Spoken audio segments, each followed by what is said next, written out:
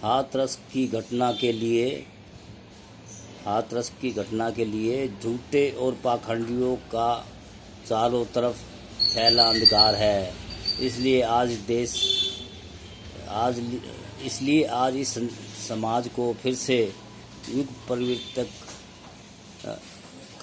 संत कबीर, रविदास और गुरु नानक और बुद्ध जैसे उपदेशों के दरकार है जो समाज सुधार कर सके।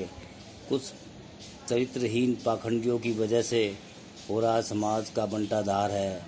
हाथरस की घटना के लिए आखिर कौन जिम्मेदार है?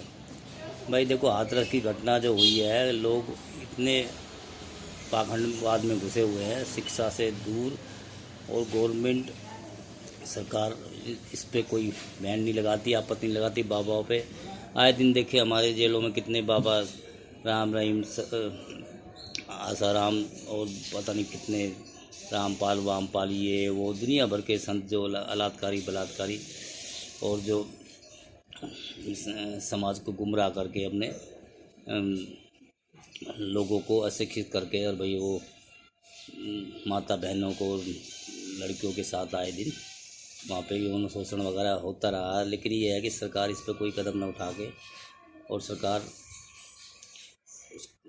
इस पर मतलब पूर्ण रूप से रोक नहीं लगा पा रही है।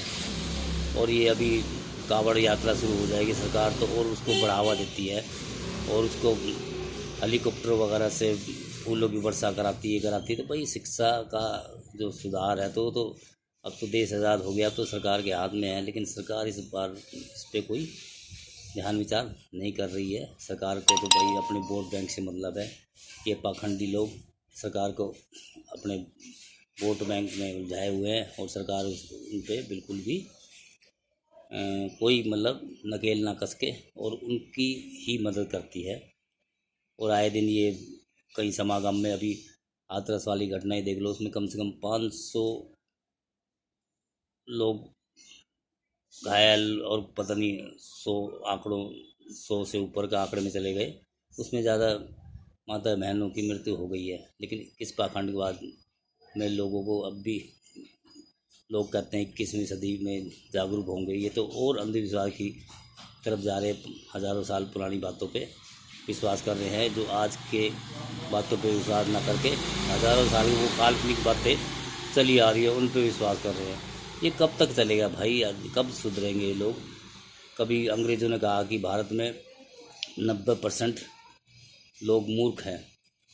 भाई मूर्ख है जब ही तो 200 साल अंग्रेज राज कर गए और 800 साल मुस्लिम राज कर गए। लेकिन ये है कि यहाँ पे अंधभक्ति और ये अंधविश्वास और पाखंड और काल्पनिक बातों में आके लोगों अपना घर बार छोड़ के उन समागमों में और धार्मिक उसमें अनुष्ठानों में घुसते हैं, और अपनी घर परिवार को ना देखते हुए बच्चों को भी ले जाते हैं साथ में।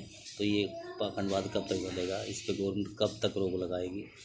कोई इसका समाधान नहीं। आए दिन नए नए कांड होते रहते हैं, एक कांड होता है दूसरा नया आ जाता है, वो कुछ दिन बाद अखबार पत्रकार मीडिया में नज़र आता है, उसके बाद वो छुप जाता है। उसका क्या हुआ, किसको क्या, कौन अंदर कौन बाहर, किसको जमानत हुई किसको नहीं, कुछ नहीं पता लगता।